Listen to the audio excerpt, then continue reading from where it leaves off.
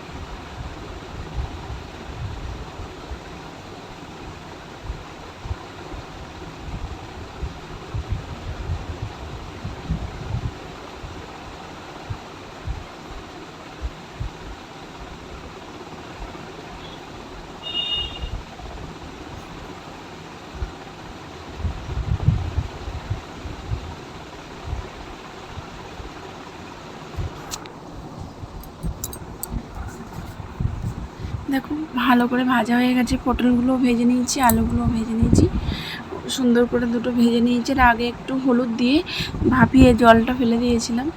আর তারপর দেখো কড়াতে এবারে আলু পটলটা ভাজা হয়ে গেছে, এবারে কড়ার মধ্যে সর্ষে তেল দিয়ে দিচ্ছি, ওর মধ্যে দিয়ে দিচ্ছি শুকনো লঙ্কা,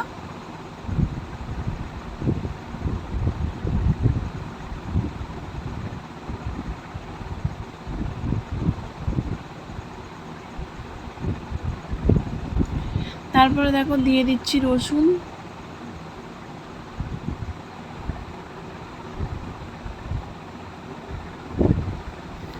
রসুনটা থিতো করে নিয়েছিলাম, নিয়ে রসুনটা দিয়ে রসুনটাকে ভেজে নিচ্ছি ভালো করে।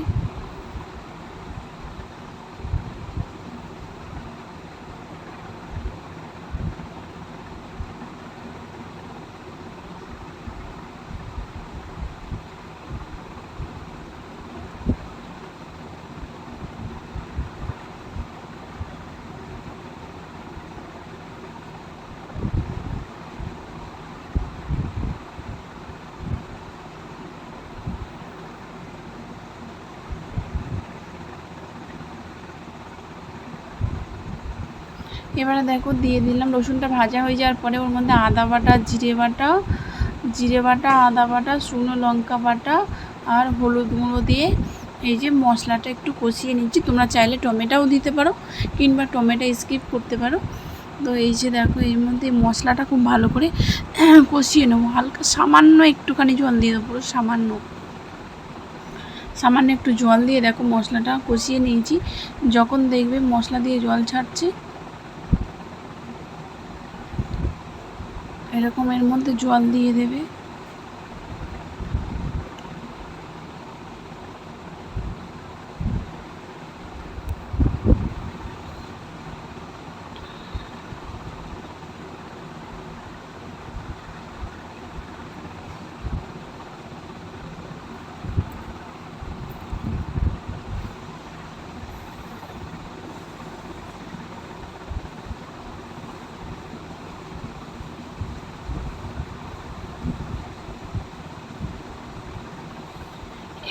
এবারে দিয়ে দেবো এর মধ্যে ভেজে রাখা আলু,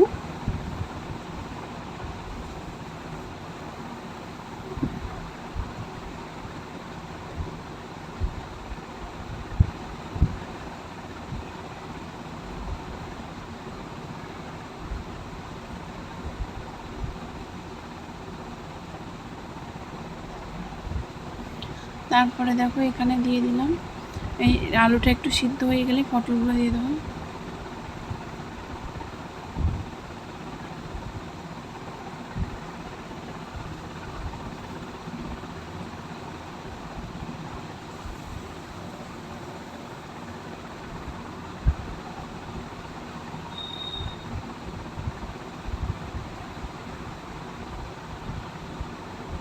তারপরে দেখো ভেজে রাখা পটলগুলো দিয়ে দিলাম।